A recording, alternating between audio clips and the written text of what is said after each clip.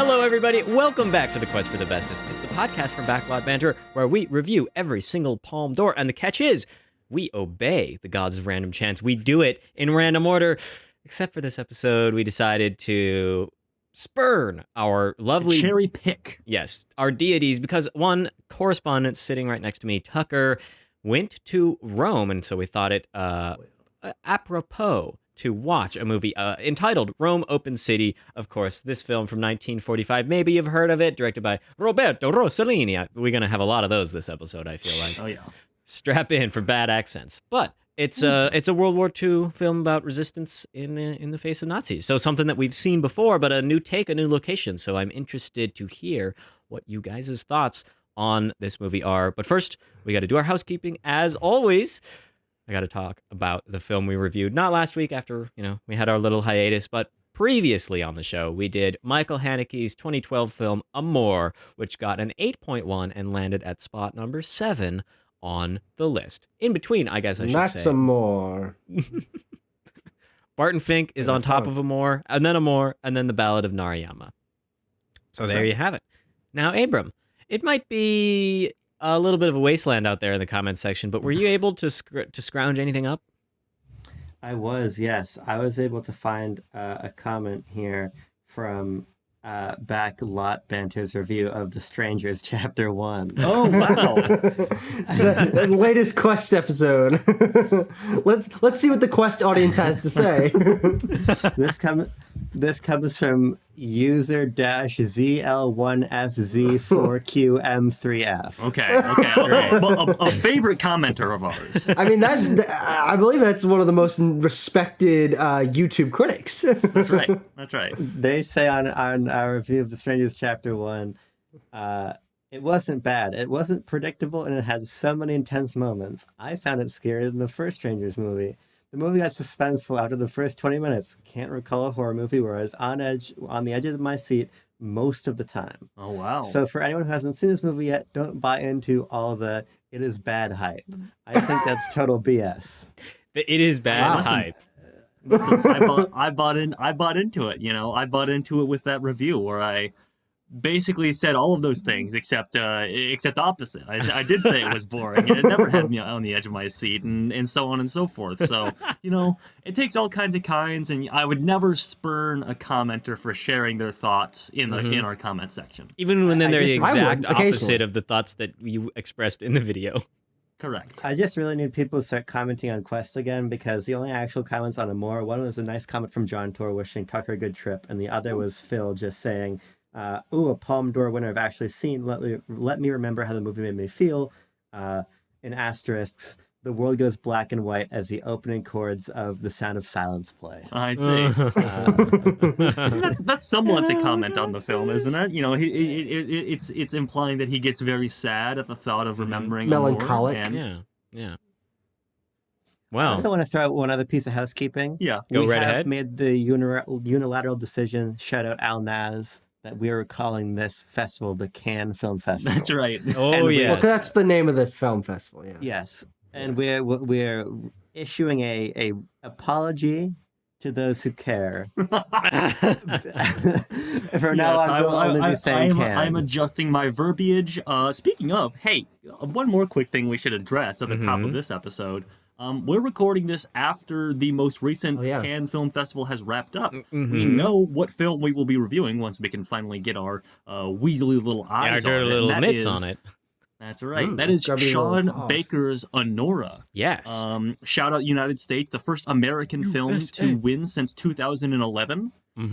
Shout out. Frankly, I think we should really be winning like every other year. Yeah, I think so too. We don't have our own competition to celebrate our own films. Certainly, nothing like that. As Abram mentioned, Neon is now 5 for 5 in the last 5 years in terms of their film winning the top prize. So good on them. Just wanted to note that when that movie hits theaters here in the States in some sort of wide capacity, we will be watching and reviewing it on the show. Yes. So we'll once again defy the wheel for that episode. That's when we have the opportunity. We're giving it only the comes gods every once in a while. Plenty of advance notice on that defiance, but we're gonna stick with our deal for the time being. I believe that makes it okay. Like if Yes. you tell the deity that It's you're like going 2 to weeks spurn, notice. hey, I'm gonna do it. I'm gonna I'm do it. gonna do it Confession, later. You know, it's like Catholicism, of which there is a lot of in the film Rome, Open City. Tanner, will you do us the delight of, recapping this film? I mean, I can try my best. I'm not going to get super in depth because there's a lot of characters in the film Rome Open City, and a lot of intertwining plot threads. But I suppose I can do my best here. So mostly we are following a trio of characters, those being Manfredi, Luigi, and Pina. Manfredi is And- Luigi. No, isn't there? Yeah, you think of Francesco. No, yes. No, Francesco. My mistake. No, but I would say that Don Pietro is actually Oh yes, like, the and main Don character. Pietro, Yeah, and okay. there's German kid, there's officers. a couple There of is guys. Laura. There is what's the lounge singer? Mm-hmm. Mary? Oh, Something Marina. with M, right? Marina. Thank you, Marina. Marina. Yeah. Anyway, this film is set during the Nazi occupation of Rome, Italy, and follows a group of resistance fighters and people who are impoverished by said occupation as they, try to live their normal lives and also in some capacity fight against the occupation or are hunted down by Nazis for their resistance.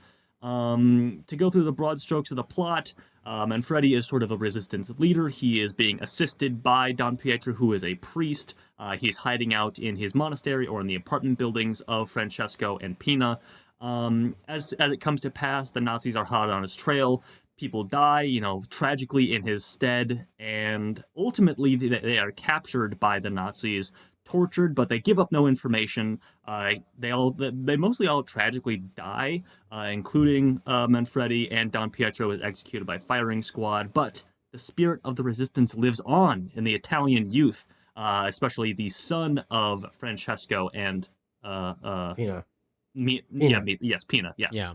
A Very lot of well plot done. there. I skipped Yeah. over a lot of it, so Oh, we'll get into all that more. You got to the major points. No, that was basically Mm-hmm. it in my mind. Tucker, what did you think of this movie? Yeah, I'm a recent. Can I call myself a Roman immigrant? Because I was there and then I left the country. Went there and came back. Does that count? You say you came, you saw, and you conquered. Really? I That's did. right. Yeah, and then I left and I brought COVID home with me. That's right. I left with, they say like, don't leave anything but take pictures or whatever. But I took pictures and COVID. But this was not anything like my experience in Italy because there was Good. no Nazis when I was there, That's good. to my for you. knowledge. But I really like this movie. I was actually the second Roberto Rossellini movie I had watched. The first one I watched was a film that I watched on the plane to the country of Italy, a movie called Journey to Italy. I just felt that there was really no better time to watch it. How fair. And I believe that Rossellini would have liked me watching it on Criterion Channel on my phone. You said what? I guess on a more plane. Like, "Kesa?" Yeah. But I think Rome Emerson is a very good movie. I think I was really surprised by it's a very serious movie in terms of the time period it's in and the themes of occupation and poverty, and obviously it's a tragedy in that all the characters die. But I think that what made it so engaging to me, because you tell me all those basic premises of, okay, all right, people are poor and they're sad and the Nazis are taking over the country, yada yada yada.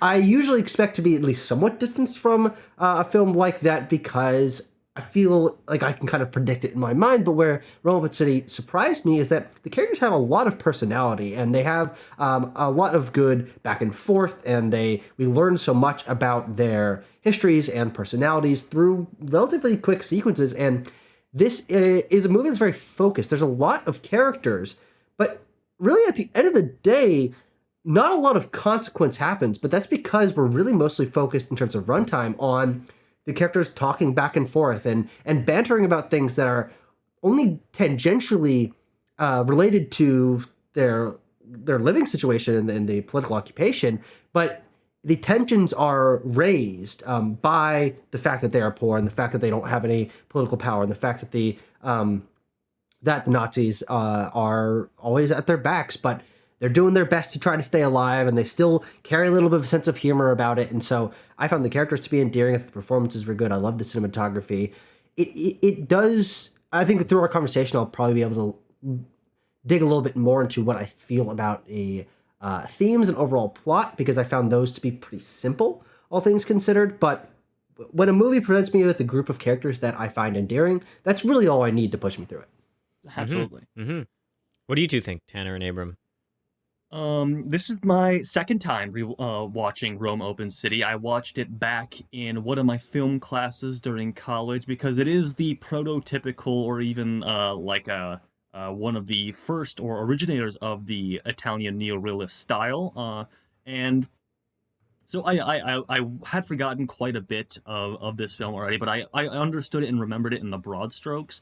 And it is the varied cast that we get here that makes it so compelling. Certainly, I mean, basically any story that we're in is quite compelling and fascinating. Whether that be the stories of resistance and fighting against Nazi occupation and the evils of fascism, or people like Marina, who we've brought up a couple times, and I would really want to talk about here, who is a lesser character, but but that story and thematic idea and what it represents for the time of like 1945 Italy or any country under fascist occupation is still very cogent in that there are people who are still seeking out a normal life and yes, can give up certain things, betray their own morals to get that, and how does that weigh on their soul and what ultimately becomes of you because of that sacrifice. I think there's a lot of good stuff here as Rossellini sort of meditates on the occupation that ended just months before this film began production. I mean, it feels, if you can believe it, feels very naturalistic, feels very realistic at the time because it is. He's shooting on the war-torn streets of Italy and in these country roads and everything that just months prior did have actual trucks full of Nazi soldiers driving on them, and it's very, very enticing intellectually and emotionally from that standpoint for me. Well, I'll go, Abram. Just to hop in, because I think, Tanner, what your point about the actual location and the setting is where I find to be so drawn into this film, in that it's so documentarian like. I think that the reality that is established by this movie is actually so close to real life, but it isn't. It's fiction. We have made up characters, and all of that really just goes away for me. The fabricatedness of this film is very hard for me to notice, which is actually I think a pretty big testament for a neo-realist film, which is really trying to go for this. But, sometimes that works, sometimes it doesn't. I think this one, because we're in and around bombed out buildings, we've got real sets all the time. It's like pretty much every set, at least to me, looks like it's really there in place. Maybe they're shooting in the studio for some of these apartments. But all in all, I found myself very drawn to this struggle and honestly, the religion in this movie and the way that religion, Catholicism, really is put into this conversation of struggle and of liberation was very interesting to me, because I'm not religious, and so that isn't something that I'm always thinking about in life. But when this movie really puts it in front of me, and then has really interesting character. Don Pietro is a very, very interesting character in this film that is choosing to act in his own interest, but against the churches. But he's got some leeway because he is a religious man. But he's clearly not on the sides of the Nazis, and they're unhappy with that. And so there's so much meat there. It's very interesting. So all in all, I like this film. I mean, I think older movies like this are a little bit difficult to quantify, especially against some of the other ones. So we'll see where I actually end up putting it. But I found it educational, insightful, entertaining to watch, even though it was a tragedy.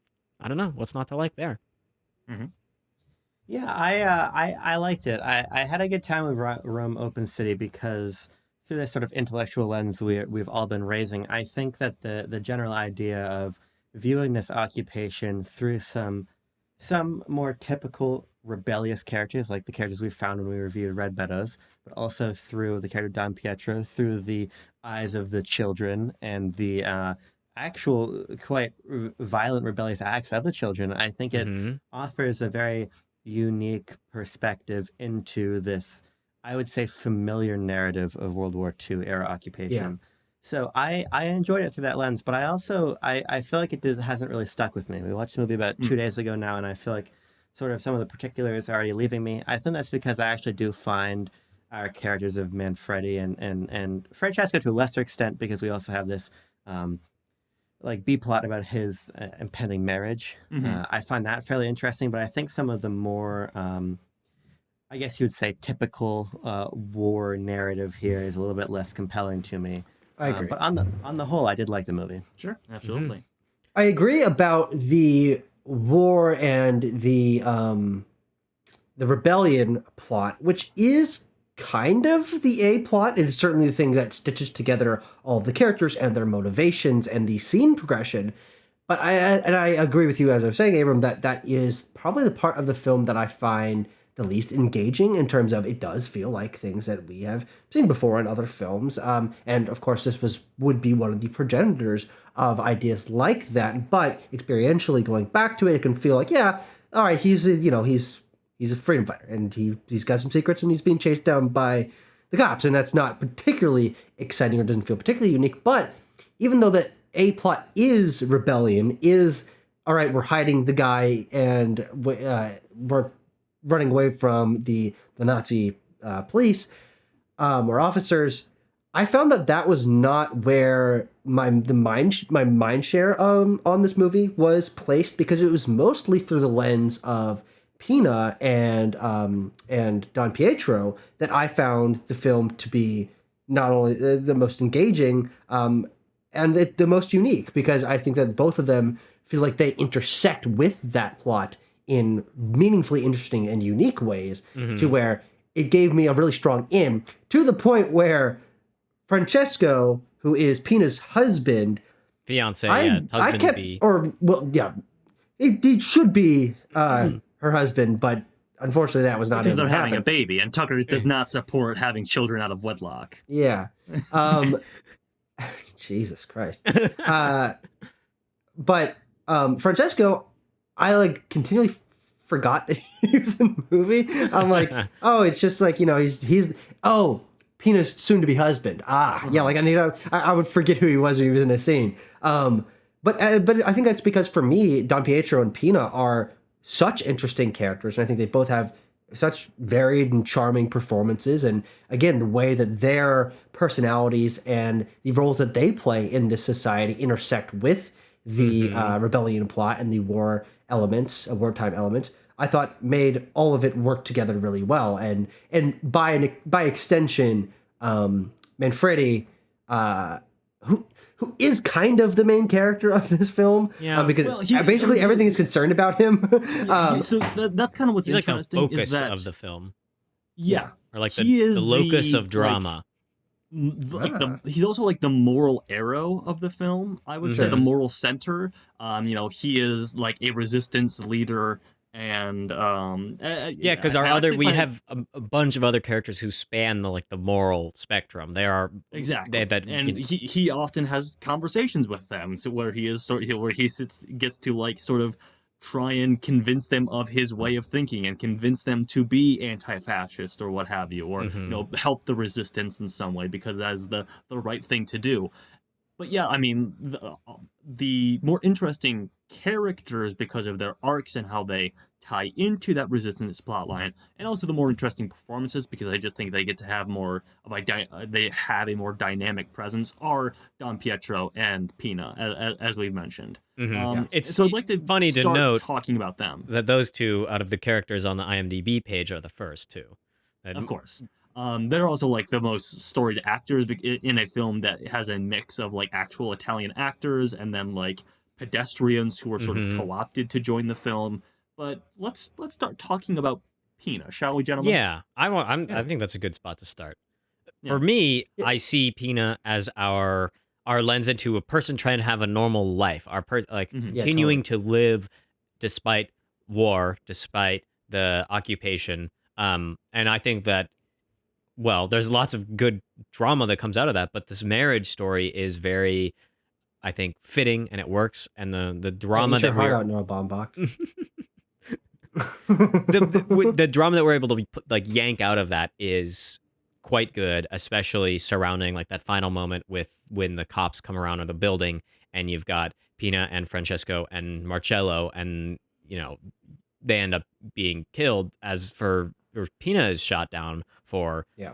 what, little to no good reason other than she's chasing after her fiance, who is rounded up for no good reason either. The Nazis don't explain anything, and we're not given an explanation. So it gives an interesting lens into like how at least these Italians are trying to go about living their life, and maybe raiding a little bakery from time to time. That's Yeah. right. Certainly. We engage in a little bakery rating. Oh boy, I love. a little I do love a pillaging. good pastry after all. Yeah, I mean, They call it Timo, pilfering in the movie. Timo, you bring up a good point, and something that should be noted is that Pina is only in the first half, the first part of this movie. This movie is split into part 1 and part 2. Yeah. Um, I think part 2's shorter. yeah, certainly. Yeah. But anyway, there is a clear divide where she dies in the film, but her presence and it still weighs so heavily on your on like the viewer's memory of the film, because she is such like, I mean, she embodies what can be sort of described as like a stereotype, I guess. This sort of like very outspoken, firecrackery Italian mother character.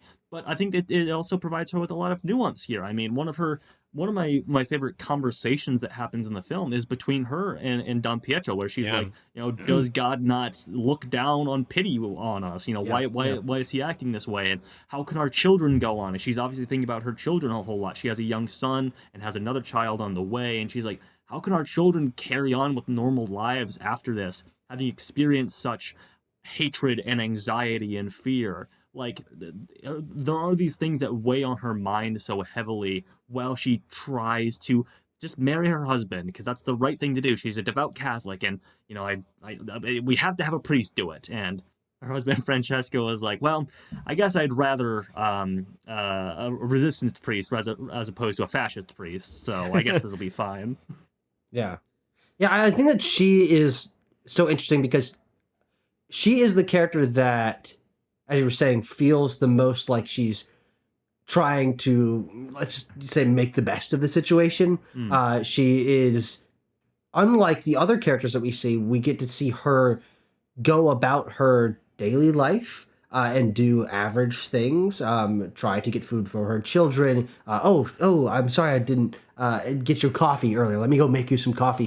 She's trying to maintain a sense of normalcy through this, and everyone else seems to have given up hope on that. Don Pietro, being a priest, is so outside of that normal day-to-day life anyway that even though he's another big part of this film, we don't get that out of him. But then every other character that we see, especially the like freedom fighter characters, they are like so far into that rabbit hole that really all they're doing is just thinking about the resistance stuff the entire time, and they're sitting in chairs and pondering what their next move is going to be, and discussing how to hide from the German officers or whatever. But I really think that Pina balances out the film in a really, really important way, bringing a little bit of levity to it, because she has a little bit of a sense of humor about things, and she isn't a morally perfect character, because she has these qualms about, well, what her history, she's not quite proud of some of the things that she's done, and as a Catholic, and the fact that she's had a child out of wedlock, I think that she is a very, very textured character, and I think the film proves its neorealism in the key moment of her being shot and no drama of it whatsoever. This is a shot from a block down the street. You see her fall, and the film cuts to black, and then we cut to part 2, and we've moved, I can't really tell how far into the future, but long enough to where we're not seeing people like holding her body or like crying about it. We don't see her funeral or anything like that. And that is, I think, again, one of the strong stylistic elements of this film is that it doesn't dramatize even its most narratively dramatic moments. There's no push up into a close-up. There's no swelling of the orchestra. Don Pietro doesn't look at the sky and go, why, God, why? No. And even in the second half, I think, again, another one of the what would be narratively dramatic sequences when Manfredi is being tortured, it is very matter of fact. It's cut in, cut out. Look to Don Pietro's face. Look to the Nazis. I think that is obviously very emblematic of the neo-realistic style, but it's almost jarring to people like us who have grown up in such dramatized filmmaking culture, to where when the character that I'm going to go out on a limb and say we all like the most, Pina, gets shot and dies, we only see that from super far away, and the film cuts to black, and we never even really talk about her again. It's kind of surreal, but I think it's pretty powerful in terms of trying to show we have to move on nature, and the realism of this is what war is like in that time of history. Abram, any thoughts? Yeah, I mean, I think her character is interesting because it sort of challenges like maybe a reductive idea that in this sort of in this occupied city, there's no life beyond this sort of slave-like necessity of being occupied. We ultimately, there's a lot of this. We see, and we'll talk about Don Pietro, but we see him sort of orchestrating soccer games among the kids. And Pina is going into town, and obviously at the bakery there's this very irregular moment, this pilfering of the bakery, as Tucker said. But ultimately, and you raised the point of her making the coffee and things, I think she's an illustration of the way in which life continues to happen. And I think there's something interesting to be said for the fact that for her, life continues to happen, and her, and she's a little bit older, and she already has a routine, and she has a sort of social baggage from a past marriage that her husband, I believe, has died. I believe she's a widow, the film says, if I remember correctly. So she's concerned about these other things. So we have this character who's in this occupied city, but has a life that is not solely confined to the war. And then we also have the son, whose world revolves much more strongly around this violent revolution than his mother's does. And I think that there's this interesting generational concept in the film, wherein the kids who are raised in this city, who know this as their city and know this period of time as their adolescence, have this sort of fire in them that is certainly to some extent informed by Francesco's, as we see, very good relationship with the kid. They have that moment when. So do I call you Papa tomorrow? Is what he says. Yeah, it's a great moment. Yeah, it's a great line. And I think that there's some interesting material to be pulled out of there about the different levels of intensity with which Marcello, right, his kid's name, Marcello and Pina react to the situation around them differently. Yeah. Sure. I actually really appreciate you bringing Marcello up, because he is out of all the characters that we see like fighting back against the Nazis, I think the ones that we see do the most fighting, or that we don't see but we know of, it seems, because we don't really see much violence beyond the violence that the fascists commit. Like, the kids go blow something up off screen at one point in the movie, and they have bombs in their apartment, and they seemingly have that child gang like kind of territory plus just group channeled really into a resistant kind of mode of thinking, right, in which the kids are like literally fighting back and against the Nazis, and they have their little secret tunnels to go in through there, and none of the adults are really like that. The adults are much more trying to continue their life, and some of them are willing to work with the Nazis in order to continue their life, to have the status quo upheld. And so the generational divide, the fire that the kids have for resistance is something that, I appreciate, and is a very unique thing that I don't think a lot of other war films really dive into. And no, I want to stress that it's the kids who are the ones that are the resistance, the children. The presence of youth and the themes of youth are really well. I mean, are one of the strongest thematic lines here. I brought up sort of Pina's anxiety about her children and children broadly being brought up here. But yeah, I mean, the most specific acts of resistance are done by kids. Like, you know, we look at yes. Oh, so I thought you said my I name. just said no. I was like, yeah, I I agree. thought Yeah. she said my name a second. My bad. Donner? What was it? Where were they going Tanner. with that? Anyway, Specific acts of Specific acts resistance. the specific acts of resistance are not really done or talked about by like Manfredi or Francesco or anyone like that. They are just We assume they're sort of- being planned and have been done in the past, but actually, interestingly enough, all the resistance adult characters that we have kind of Don't do anything. sit around. Like they're kind of like Well, they're we're kind of catching them between. Yeah. We're looking to catching get them a new between identity action or get out of sequences. Rome. Yeah. To be fair, we have overlooked it. The movie doesn't cut to black after Pina's death. The last part of part 1 is this assault on the trucks. Yeah, that's right. So there is that one action Oh. sequence. That's true. That's true. That, Of the yeah, it's- resistance. Oh, that's fighters. true. Yeah. I forgot about that. one. Yeah, and that's where like Francesco breaks out, because otherwise he would have been presumably brought to a prison camp or killed or something. But yeah, the specific acts that we see are more closely aligned with the kids. You know, at this first scene where Manfredi returns to Pina's apartment and meets her entire family.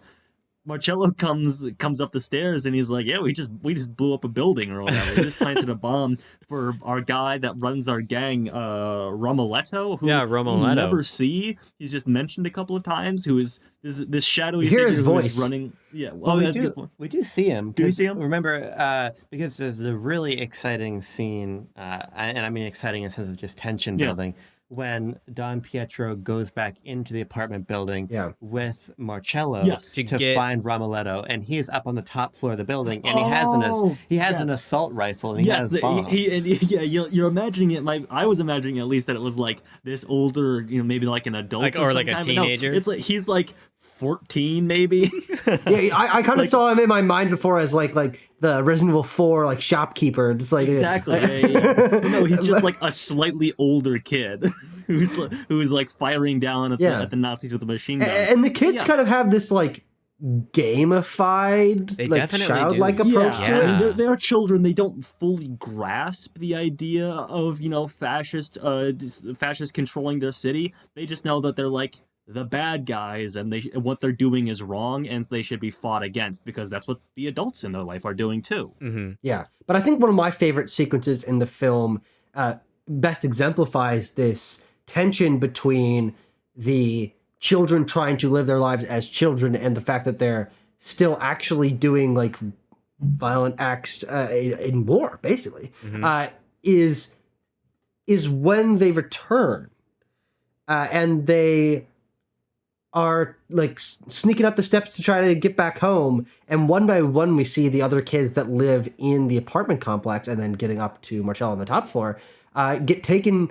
They return home and the parents are like, "Where have you been? What's been going on?" That's great. That's a great And moment, that scene could be in an Andy Hardy movie, or you know, or some other just like It's kinda gang of comedic. kids movie. Exactly, but it has this really interesting undertone because you know that they have, and the parents actually don't know, but you know that the kids have been out being resistance fighters and and blowing up bombs, and who knows what the scenario was where they actually blew that up, like if there were people in there, if there was weapons in there, whatever. But it's the scene that could be placed in other places, but the haggardness on the boys' faces and the like deep breaths that they take as they move up the next stairs and like say goodbye to their friends, and the parents yell at them and you see like the fear on their faces. It's interesting that that they have not told the parents, that the parents don't know, that instead of like going out to like, you know, steal rocks something through from a the candy windows or shop something, or like do like something like ruffian little kids would do. Otherwise, they're being resistance fighters. They're fighting in the war, and the parents are just like, "Where have you been? You've been out past curfew. Like, you need to tell me where you've been going." It has a really unique tension there that I found was really, really compelling. There's also really interesting dialogue in that scene when the one kid is being brought into the apartment and his dad is abusing him. One of the other kids on the stairs, I think, says to Marcello, just one of the other kids, "Man, if I had a dad like that, I would like show him what's up." Oh yeah. Yeah, And I think I think that's an interesting line because it also, I I think it also illustrates the way that these kids are maturing in a way that is irregular. Yes. And that there is this sort of It's pretty regular to a guy like me. Yeah. there's this sort of generational discontent where I think in lines like that you can get this sort of feeling from the kids that there is a discontent towards the inaction of their fathers. Oh, absolutely. like that. Yeah. And so I think that Which is interesting because that's from what we see in the movie. That's true. Like, we don't see them do anything. We know they have done things, but the screen time in the film shows the kids doing shit and not the dads. Yeah. Yeah, I mean, I do think we do need to be fair about the fact, though, that the film does revolve around Manfredi, who is a cunning enough and important enough rebellion leader that he is being particularly targeted by the Nazis. And, and that doesn't happen just through inaction. Like, there is no doubt that that the organization and the rebellion is mostly coming from the adult space. But I think the reason I focus on the youth space is because I think it's the more interesting through line of the film. Sure, and definitely. because we end with them also, it's not Thank you. Yeah. it's not Francesco who sees Don Pietro get killed and that sort of further radicalizes him to organize the remaining cells in Rome to go out and do some sort of large strike. It is the kids who watch this happen, and it is Marcello specifically, who is now an orphan at the hands of the Nazis. Interesting, yeah. Well, yeah, because we don't know what happens to his dad. We see his dad doesn't get captured, but we don't know where he goes. So doesn't he end up in the prison cell with Manfredi and? No, that's the other guy. That's like the Czech guy or whatever. They thought the Austrian, the defector, was Francesco, but it wasn't.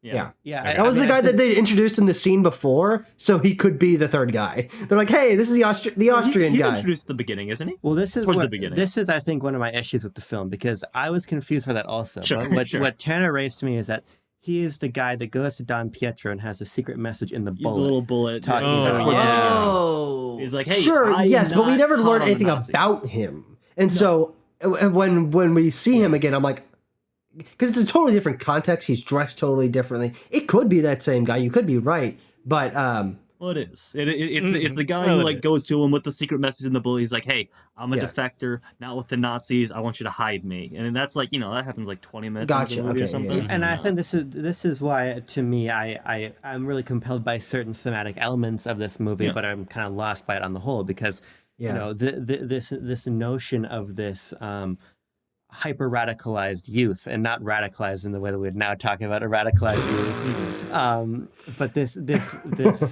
today's youth could never.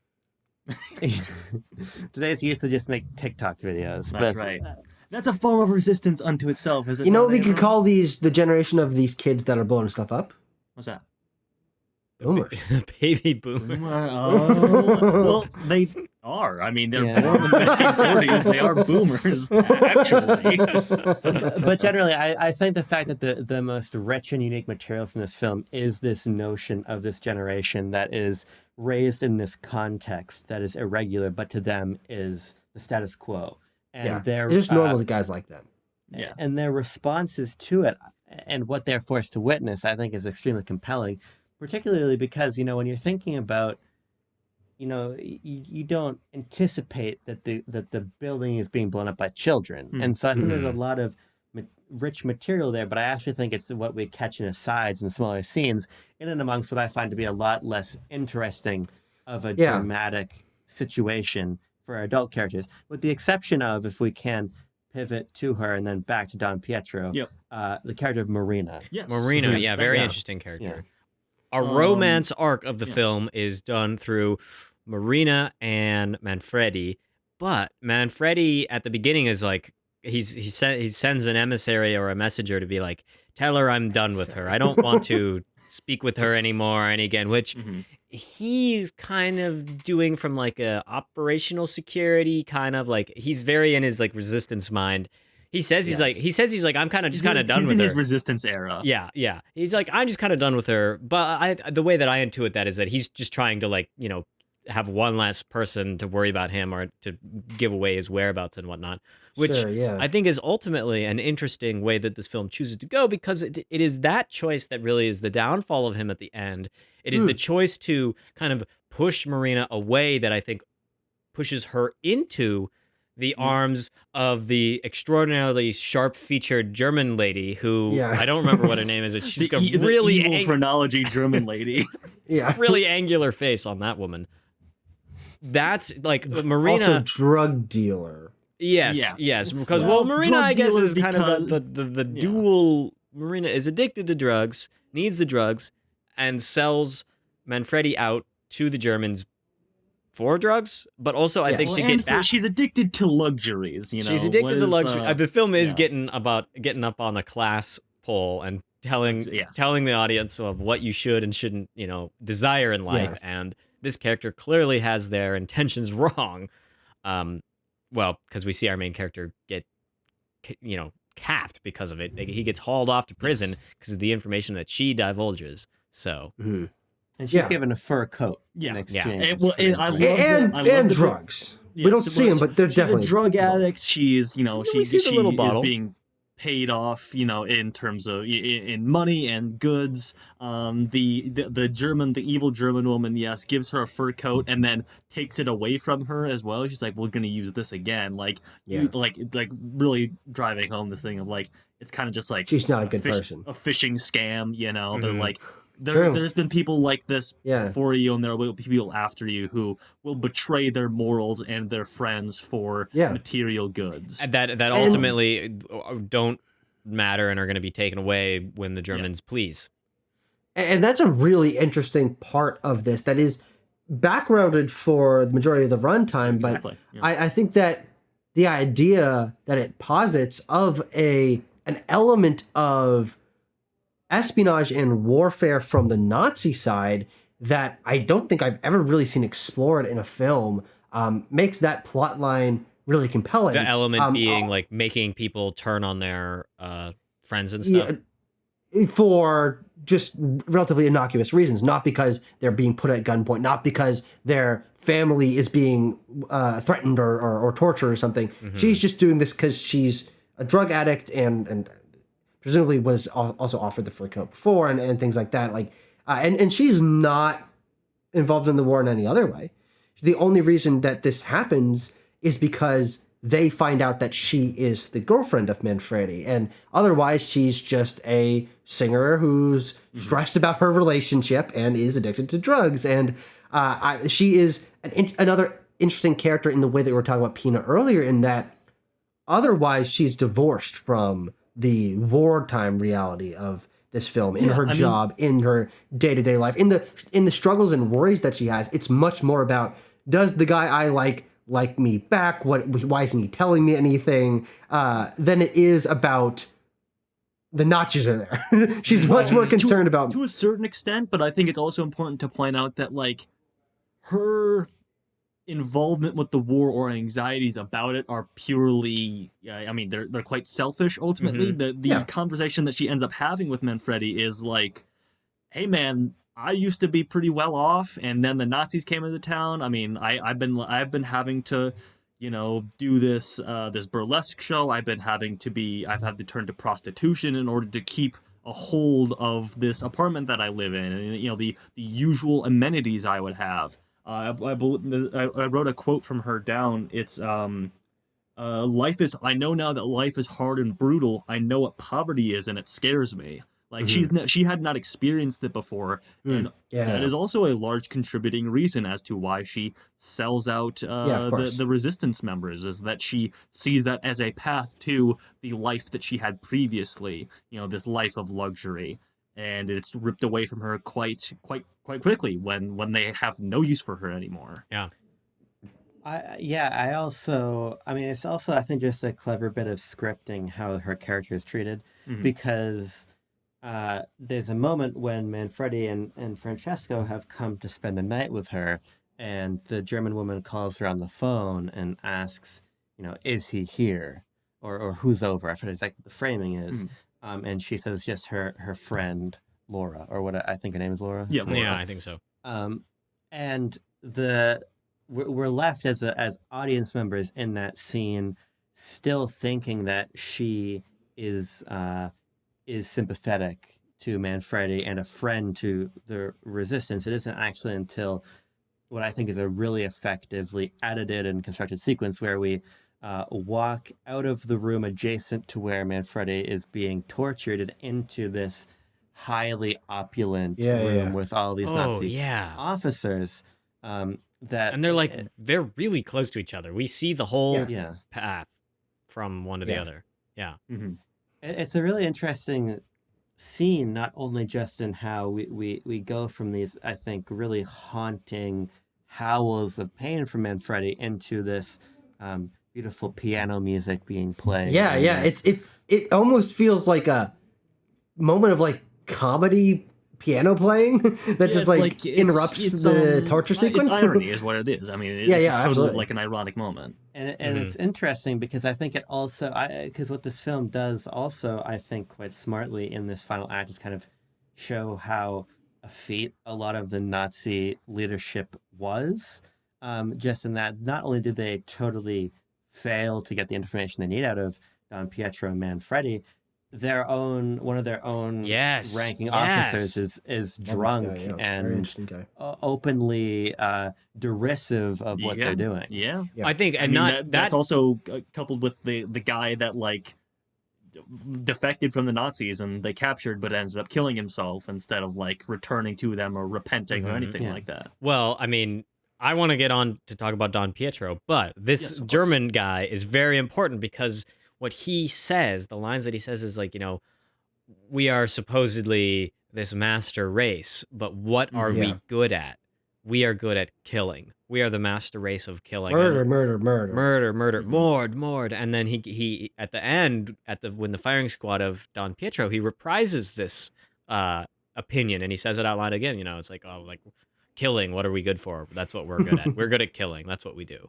And you know, he's been saying this a bunch. All his friends are just so tired of hearing this guy. It's like, just like, dude, we know. Shut up about the murder. Shut up yada, about yada, yada. Murder. All you Germans, all you Krauts can do. Like, shut up, you're a crowd. You're killing these guys. I mean, hypocrite. Timo, Timo, that is a great point. And also, I think, from Rossellini's standpoint of what he's saying thematically here, this is obviously a very humanist film that shows, like we were talking about, Pina and all these other characters trying to maintain Remember normalcy, that for when we talk about God. That's right. Oh, yes, thank you. Maintain normalcy, maintain their morality and what have you, and doing the right moral action because it's the right thing to do. Juxtaposed with the Nazis and this character who's like, well, what do we know? We know murder. That's what we know. Yeah.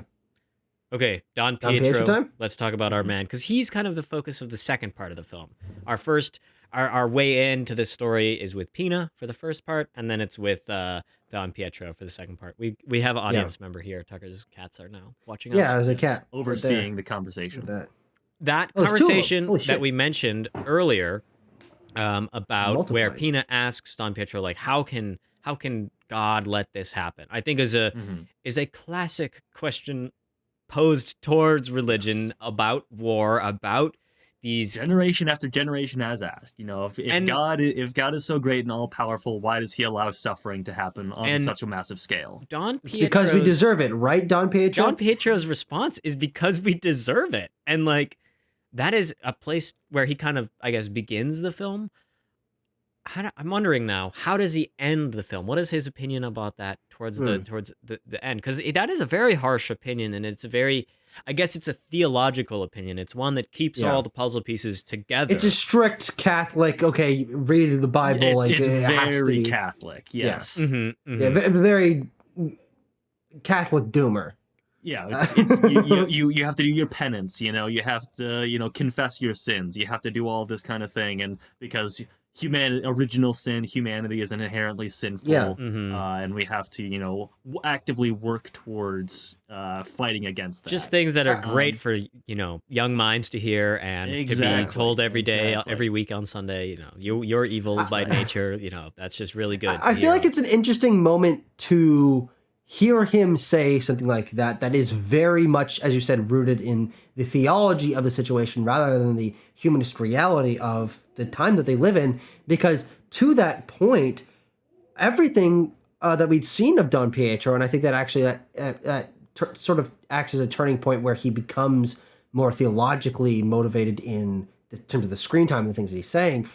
To that point, we had mostly just seen him do resistance stuff. I mean, he'd been doing, he did a few things where it was clear that he's still treated as an active priest, and he's taking care of the duties around the church. And but most of the scenes that we see, and then things that we see him do, are, as I mentioned earlier, him helping out with the soccer game. Like, he's kind of, it seems like he's maybe kind of a teacher to these kids, or a coach in some way, and then doing an errand for the resistance, delivering these books that have the money in it. And so he ends up in that first half of the film feeling like a very of the moment, quote unquote, modern priest. Of he's much more focused on helping the people around him and in the community, and the best way that he can do that is to support the cause of the resistance. And I think that why that moment feels out of character when we hear him say like these very strictly Catholic theological arguments, it feels almost at odds with, again, a lot of the things we see him do and say, especially even by the end when he spends a moment talking about how, he's a priest. He's meant to, the Nazi officer says he's meant to do something, but then he says, no, I want to see the people that are fighting against oppression, fighting against, I want to give them support because they're the people that are on the path to God. And so I see him mostly in this film as, let's use a modern lingo, as like the hip, cool priest who's like, in with the times. I think that's just probably a difference in time and how religion has been sort of used in modern politics as like a flashpoint to describe one's political ideology. Historically, I mean, Catholicism was a lot more complex in how it intersected with political ideology. Most notably, I mean, I just looked to that final conversation between Don Pietro and what's the Nazi officer's name? Bergman? Is it Bergman? Yeah, Bergman. Major Bergman. He's, he is, instead of like trying to coerce like he did with Manfredi, where he's like, hey, come on, it'll just be easier on you if you just give up the information. With Don Pietro, he's like, listen, man, this guy that you're protecting, he's a fucking atheist. He's a goddamn communist. He hates God. And God doesn't like you, shelling out for this guy. Oh, that's the thing. Yeah. Yeah. And Don Pietro in response is like, well, God's gonna choose that, and not you. And he kind of takes a very defiant stance, defiant and also not judgmental towards those that may be deemed sinful by certain political ideologies, which may not be so common amongst many American Catholics today. But I digress.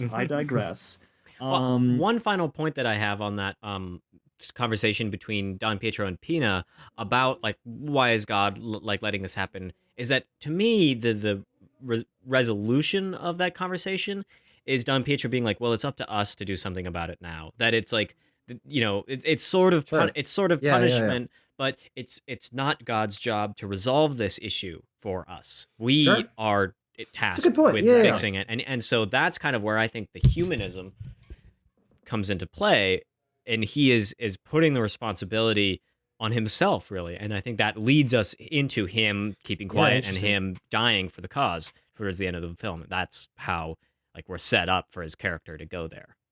Yeah, I mean, it's a very, he has like a saintly arc, essentially. Like, he ultimately, towards the end of that film, in that conversation, he has to like, give up his own life and refuses to give in to the evils or the coercions. Same with, I mean, that line that he has about Manfredi is also very Messiah, very saintly coded, where he's like, you tried to destroy his spirit, but you only destroyed his body. Yeah, you didn't destroy his soul. That's right. It's very like it can be read as like in sort of a messianic kind of way. I feel anyway. Otherwise, I don't know. Don Pietro is also gets to be like a comedic character. Yeah, he's kind of a funny guy. Others. I mean, there is the one moment where he's in like this thrift shop or antique shop, and he sees like the statue of the priest and the statue. That was of, a like, modern art. That was modern stuff. Oh, good point. Yeah, this is contemporary art. Anyway, yeah, he sees like the New statue of the shit priest shop. and the statue of like the Venus de Milo, Yeah. and he like turns them away from one another. Yeah, they I were love so that. they're The not priest isn't looking at the naked lady.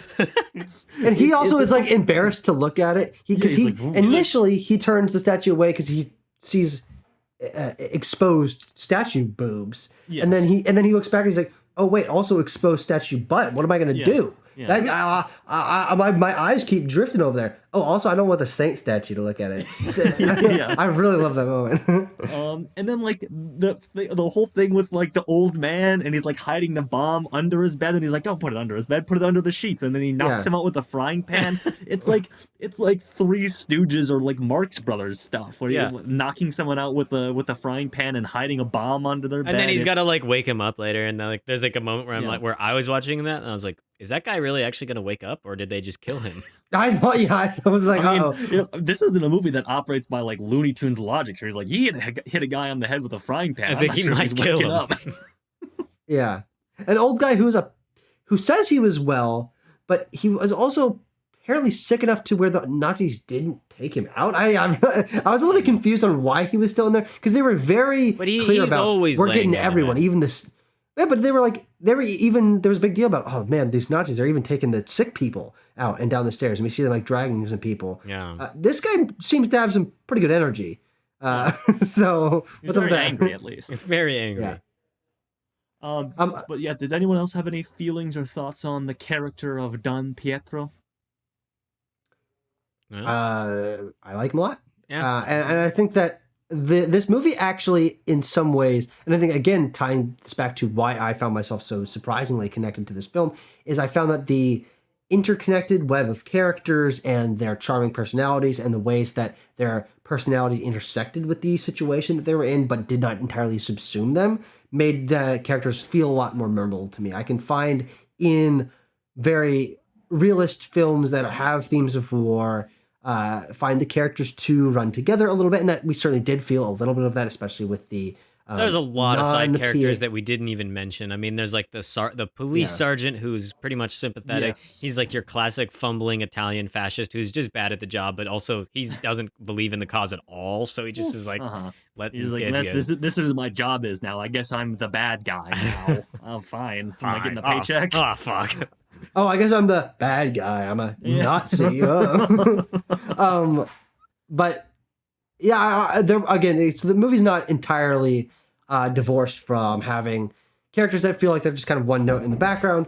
But most of the main cast I found in a similar way to where I would enjoy and find the large ensemble cast of a movie like Parasite or You Can't Take It With You very enjoyable. I found that this had a little bit of that energy where it was like, oh, okay, the resistance leader is dating the singer, and her friend is the sister of Pina, and Pina's husband is war buddies with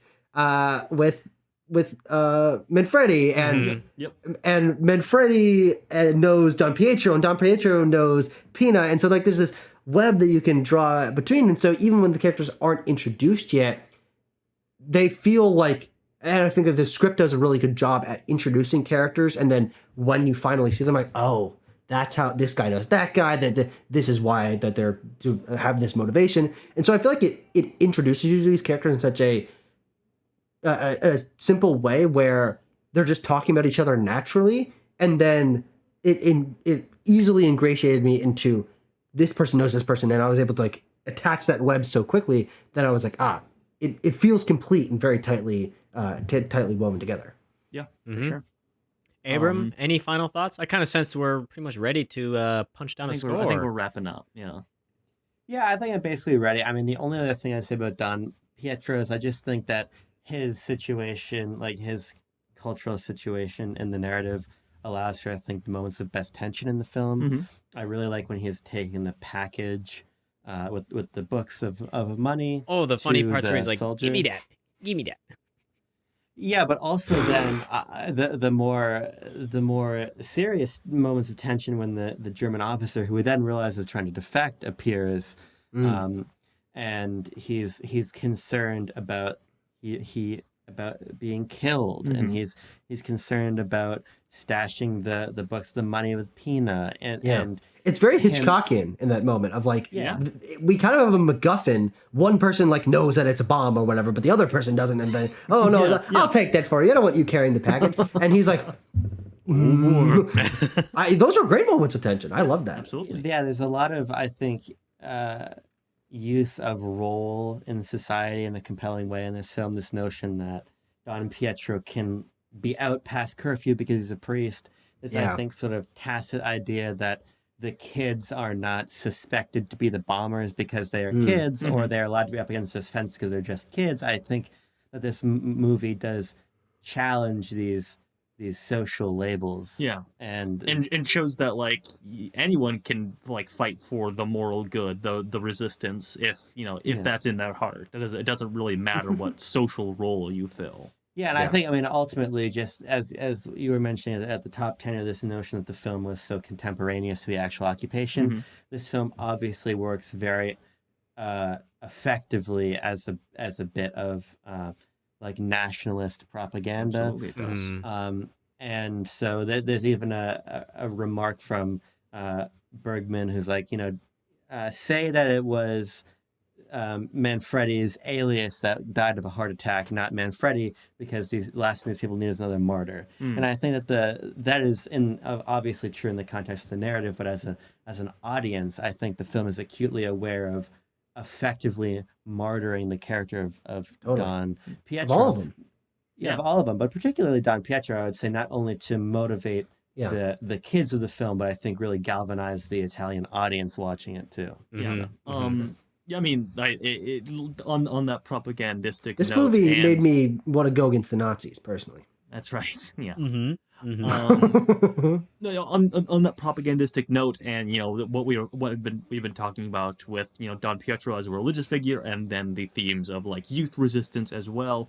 I mean, I just have to point to the final shot of the film, which is the kids walking by, and then the camera hangs on the Roman cityscape. And what is the subject that we're left with? But St. Peter's Basilica is like I was the just final there. subject. Yeah. I went in that building and looked at the really tall ceiling. It's a big place. So before we do scores, I'll just quickly do Palm Details. Oh, yeah. They will be very quick because we've done these before. Yes. We drew some comparisons to Red Meadows because this shared the Palme d'Or the same year as Red Meadows. Mm-hmm. Interesting. Yeah. This is So way yeah, better. this is one of those years where they gave it to, oh boy, I'm looking here. They gave This it to like is 10 movies. One of those years in which it's the first year of the Palme d'Or.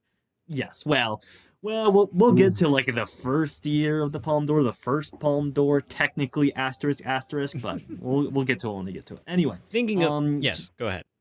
quickly recapping other films in competition this year that did not share the Palme d'Or, was not given a win, were Jacques Cousteau's Beauty and the Beast, George Cukor's Gaslight. You mentioned Hitchcockian. Alfred Hitchcock's Notorious was in there, as well as Charles Vidor's Gilda was in competition. Hmm. Notorious, I believe, starring Ingrid Bergman, who Yes. then would be Roberto Rossellini's wife, Yeah. and then have their child, Isabella Rossellini. And also star in Journey to Italy and Casablanca? Stromboli and she was in that. Notorious, also a movie about like espionage and Nazis and stuff like that. So yeah, And Journey to Italy, the film that would go on to influence Journey to the Center of the Earth. that's right, exactly. All right, let's put a score for this one. Find out what 100-foot it gets. journey. Quick one. I put my number in. Oh, hang Oh on, my God. hang on. I gotta scroll. Hang on. You're a scroll? Oh my God, we have two of the same point. Wow. Oh, something went wrong. No, there. hang on. I gotta put that thing there. There you go. There we you have go. it. We have a score. It only took a little while, but it is 8.2. So we do have a tie here. We're going to have Oh, to boy. negotiate something. But first, the point breakdown. Abram and I both gave it a 7.5. And then Tucker and Tanner both gave it an 8.8. We're not There going to you think go. about that number, 8.8, in the context of We this will film. not be thinking about that. No, No, and we're not going to mention it either, right, Timo? Right. that's right. Uncle Boon Me, who can recall his past lives, also has an 8.2. What do you guys think? This one, Rome Open City, or Uncle Boon Me? Which one goes on top? For me, I would say it's Uncle Boon Me. I think Uncle Boon Me is a more inventive and interesting bit of filmmaking where I think that ultimately that film to me felt more purposeful. Whereas, in my opinion, while this film is obviously very purposeful, I think that some of that is dulled for This me a one little felt bit. slapdash to me, kind of amateurish. I think it's dulled a little bit by, as we sort of talked about in part, the in some ways over encumbrance of the plot, maybe, or the Sure. speeding through of certain character details to where we are I think still unclear about who was in the cell and hanged themselves. Right.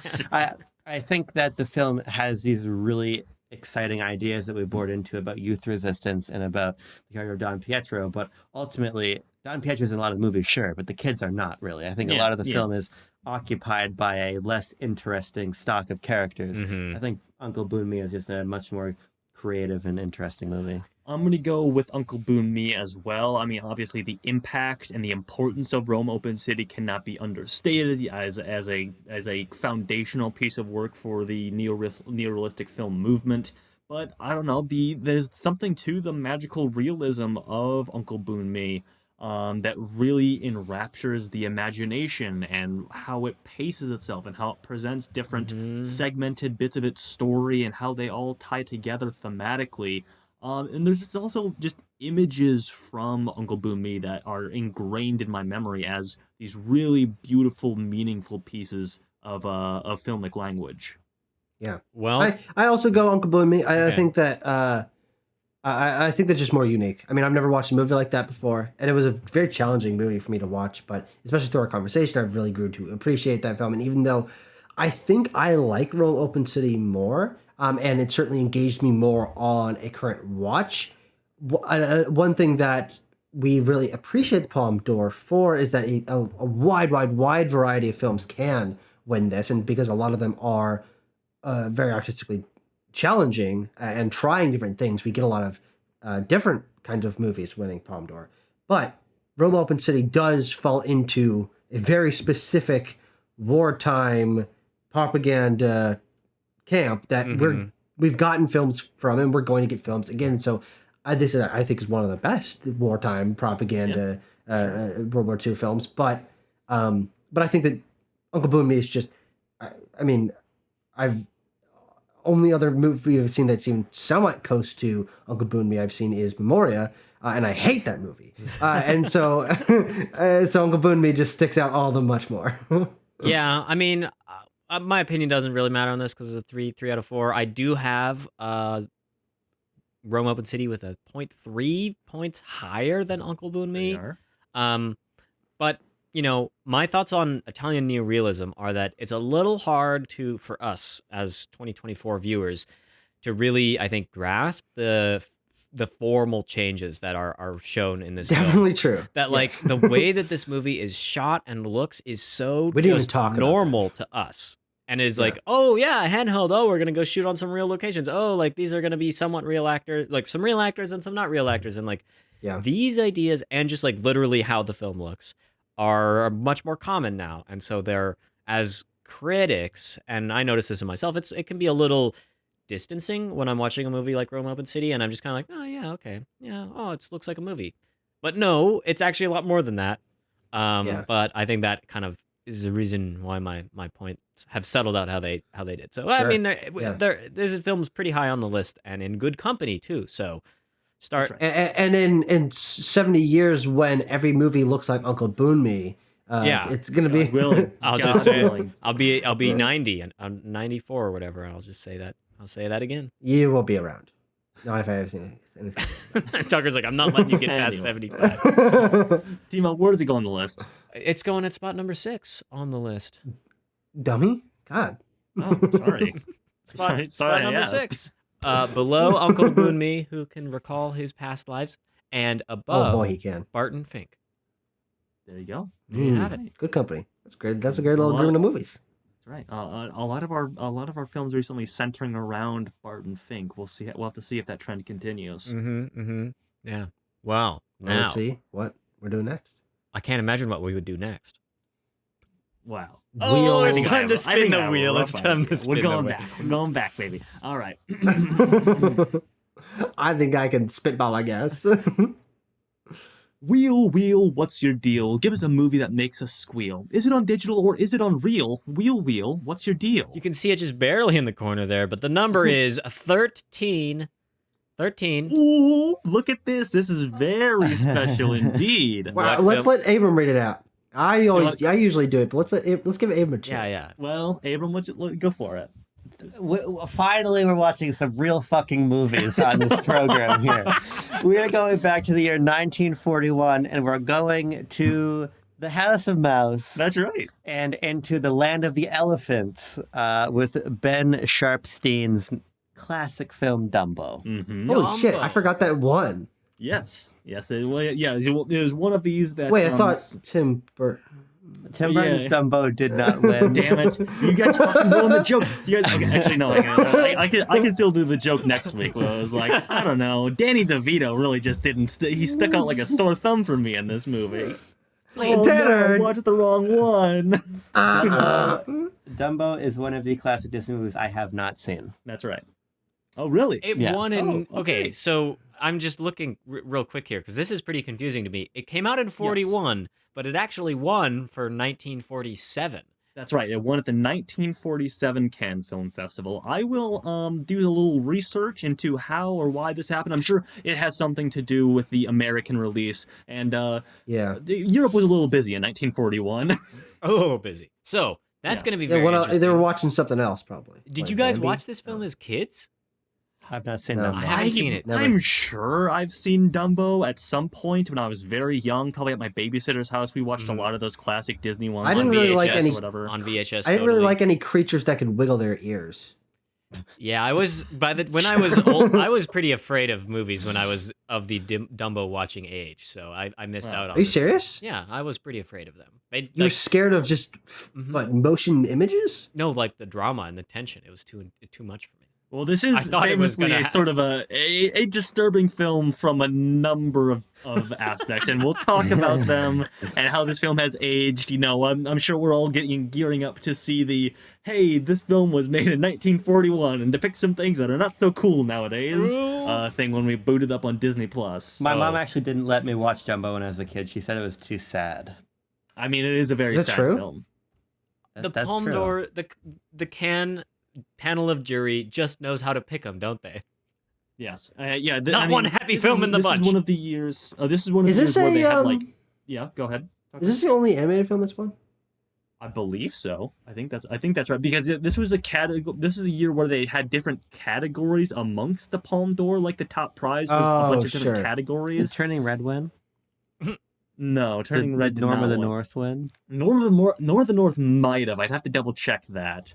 I know for sure Rock Dog won. All right, the bet's over. All right, The bet's let's wrap done. that. We're watching Dumbo next time from next 1941. Time, 1941, the one and only animated film on not only the list of Best Picture winners, but also the list of Palme d'Or winners. It's our only time to watch something not live action right here. This will be the first time 4 of us have reviewed an animated film. Yeah. Well, do we count Avatar: The Way of Water? No, we don't. we also keep calling this a film, but animation is not cinema. That's what we all know. This is the first time we are not reviewing cinema on the show as well. Well, don't tune out. Don't go anywhere. You aren't going to want to miss our fiery discussion on this film. Dumbo, thanks for talking about Rome, Open City. Tucker, we're glad you're back here in the States and feeling a Thank little you. better, too. I'm Glad so that you didn't get caught by the Gestapo while you were over there. I'm glad that he didn't get caught by the Gestapo as well. So with that, Yeah. we'll see you guys next week. Stay warm. Keep cool. Peace.